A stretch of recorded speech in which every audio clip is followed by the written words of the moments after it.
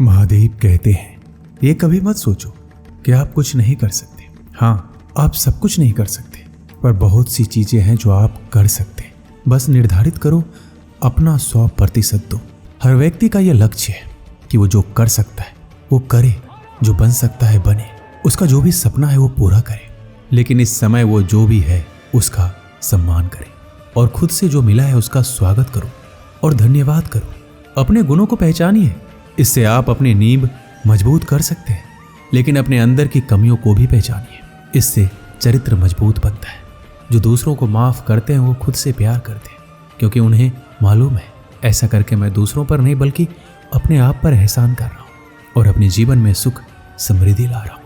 यदि कोई आप पर भरोसा और आपसे उम्मीद करता है तो ये उसकी मजबूरी नहीं बल्कि आपसे लगाव और आप पर विश्वास है।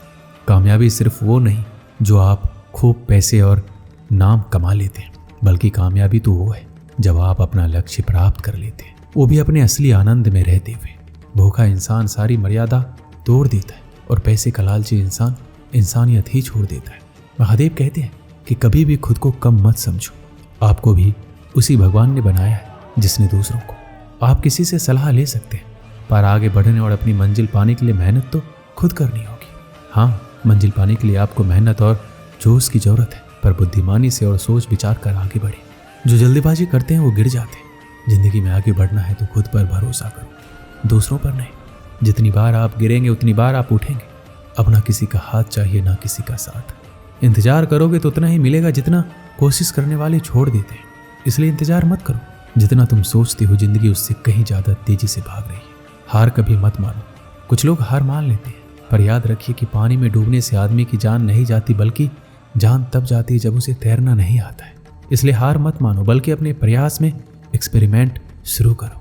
असफलता का मतलब ये नहीं कि आप जिंदगी में हार चुके, बल्कि असफलता का साफ मतलब ये है आपको इसमें सुधार और संशोधन की जरूरत है। देखो, समझो, सोचो और फिर कोशिश करो जब तक सफल नहीं हो जाते। रिश्ते मुट्ठी में रेत के समान होते, जोर से पकड़ो तब भी सरकते, ढीले छोड़ो तब भी। इसलिए संभल कर पकड़ो। किसी भी समस्या का समाधान इस बात पर निर्भर करता है कि आपका सलाहकार कौन है। लोग तो आपके बारे में अंदाजा लगाते हैं, आप क्या है ये सिर्फ और सिर्फ आप ही जानते हैं।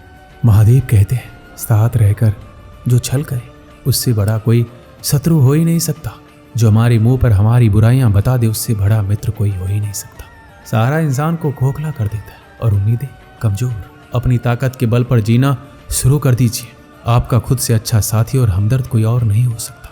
जिस इंसान की सोच और नीयत अच्छी है, भगवान उसकी मदद किसी ना किसी रूप में करने के लिए आ ही जाते हैं। भाग्यशाली वो होते हैं जिन्हें समय और समझ दोनों एक साथ मिलती है, क्योंकि अक्सर समय पर समझ नहीं आती और जब समझ आती है तो समय चला जाता है। महादेव कहते हैं, समझदार व्यक्ति जब संबंध निभाना बंद कर दे तो समझ जाइए कि उसके आत्मसम्मान को कहीं ना कहीं ठेस पहुंची है। एक हद तक टूट जाने के बाद इंसान अपने हक में आई खुशियां भी ठुकरा देता है। जिन्होंने आपको कष्ट दिया है, कष्ट तो उन्हें भी मिलेगा, और विश्वास रखना आपको ये देखने का मौका भी मिलेगा।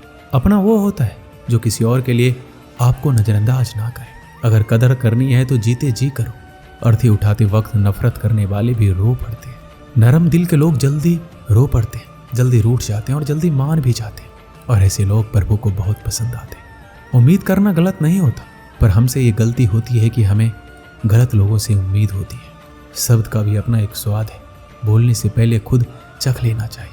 अगर खुद को अच्छा ना लगे तो दूसरों को कैसे अच्छा लगेगा।